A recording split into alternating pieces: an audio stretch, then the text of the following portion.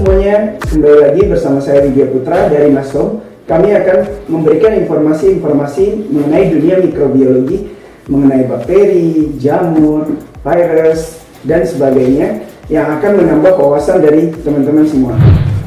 Masih WFH, bingung, mengisi waktu luang? Yuk kita sama-sama belajar membuat sourdough.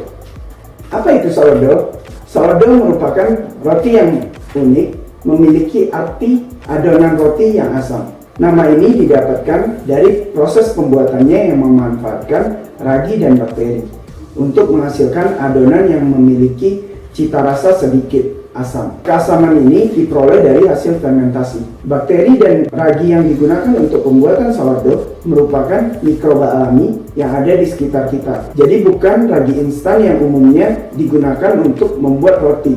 Mikroba alami ini berasal dari beberapa sumber, seperti bahan dasarnya yaitu air dan tepung, peralatan yang kita gunakan, tangan kita, serta dari udara di sekitar kita. Mikroba yang digunakan yaitu bakteri penghasil asam laktat dan ragi. Jadi, apa bedanya mikroba alami dengan ragi instan? Ragi instan yang umumnya di pasaran dikenal dengan fermentan, merupakan ragi yang dibuat secara industrial dan dikeringkan. Dengan penambahan air dan tepung akan mengalami aktivasi. Berbeda dengan ragi instan, pembuatan sourdough memanfaatkan ragi dan bakteri yang alami ada di sekitar kita. Dikarenakan penambahannya yang tidak disengaja dalam jumlah yang sedikit, diperlukan proses fermentasi yang lebih lama. Setelah tahu bedanya mikroba pembuatan sourdough dengan pembuatan roti pada umumnya, kita akan menyimak proses pembuatannya. Dalam proses pembuatan sourdough, pertama-tama kita perlu membuat starternya. Pembuatan starter ini berlangsung selama kurang lebih 1 minggu. Peralatan yang kita perlu siapkan adalah wadah kaca dengan penutup. Wadah tersebut haruslah kaca karena kaca bersifat stabil dan tidak rusak oleh proses fermentasi, dan bahan yang kita persiapkan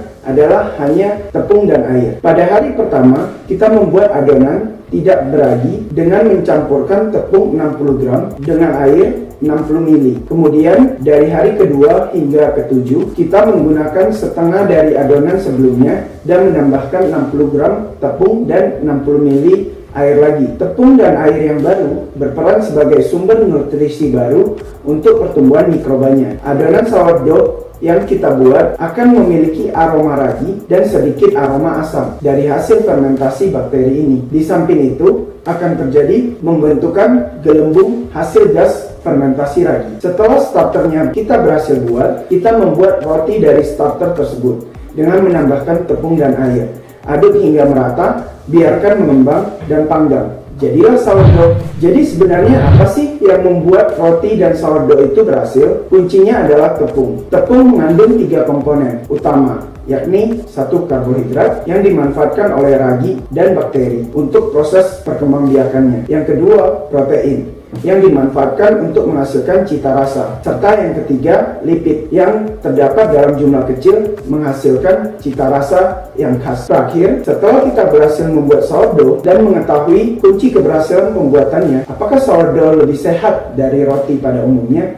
Ya, benar sekali teman-teman, lebih sehat karena sourdough memiliki indeks glikemik yang lebih rendah dari roti pada umumnya karena dia merupakan hasil proses fermentasi tadi. Di samping itu, sebenarnya dalam gandum terkandung senyawa anti nutrisi seperti asam fitat yang menghambat penyerapan mineral.